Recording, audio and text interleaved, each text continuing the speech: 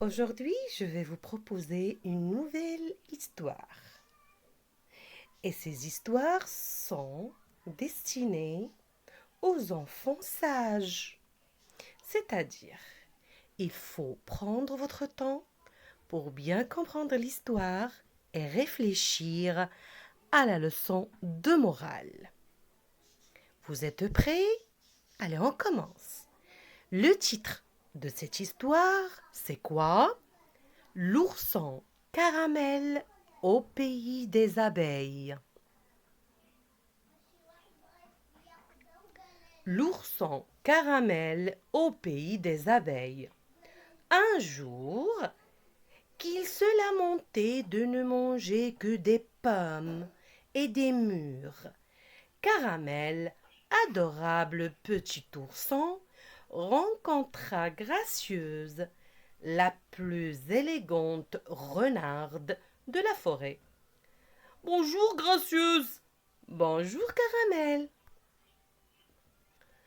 Pourrais-tu m'aider à trouver autre chose à manger que ces fruits? Bien sûr, suis-moi et je te ferai découvrir un mets succulent dont tu ne pourras plus te passer. C'est encore loin? Dis! Voilà bien longtemps que nous marchons, répétait pour la énième fois Caramel. Regarde, nous sommes enfin arrivés. Bienvenue au royaume des abeilles. Émerveillé par la multitude de fleurs, aux mille et une couleurs, Caramel courut vers ce lit parfumé. Quand soudain il vit la reine des abeilles assise sur son trône.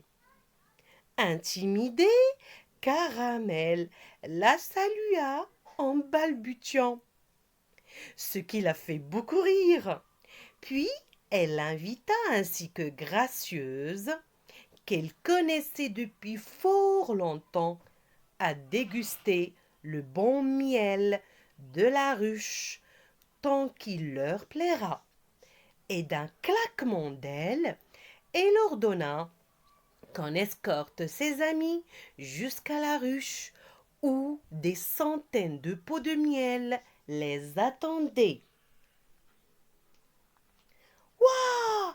S'exclama Caramel, qui n'en croyait pas ses yeux.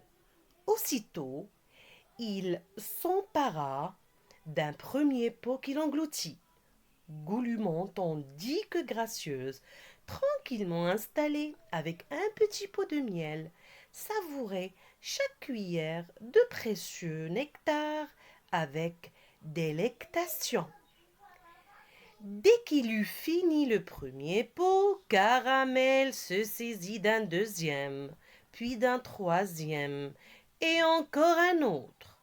Caramel n'en finissait pas de manger, tant, et si bien qu'il s'endormit, adossé à un arbre, un pot de miel ouvert entre les pattes.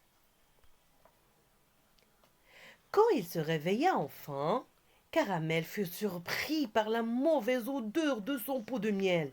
Étonné, il se rapprocha de Gracieuse, qu'il trouva en pleine dégustation et visiblement enchantée par son miel. Mon miel est gâté, regarde, lui dit-il. Mais non, gros bêta, ton miel n'est pas gâté. Il est identique à celui que tu engloutissais avant de t'endormir.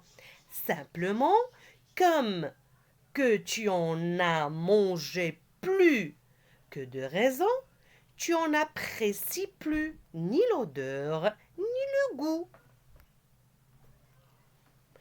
La prochaine fois que tu viendras, prends le temps de déguster ce fabuleux nectar, car, comme toute chose dans la vie, si tu ne sais pas en manger avec mesure, tu en seras toujours rapidement lassé. Pourtant, il sera bien dommage de se priver d'en manger, n'est-ce pas? C'est si délicieux. conclut Gracieuse en se léchant les babines. C'est une bonne histoire, n'est-ce pas? Oui. Oui, tu aimes beaucoup. Oui. Et quelle histoire que tu veux lire la prochaine fois? C'est le lapin et la tortue faire la course. Ah d'accord, mais ici c'est pas le lapin, c'est son frère, d'accord, son Oui. cousin, le lièvre. Et Oui. la prochaine fois, je vais vous expliquer quelle est la différence entre le lièvre et le lapin.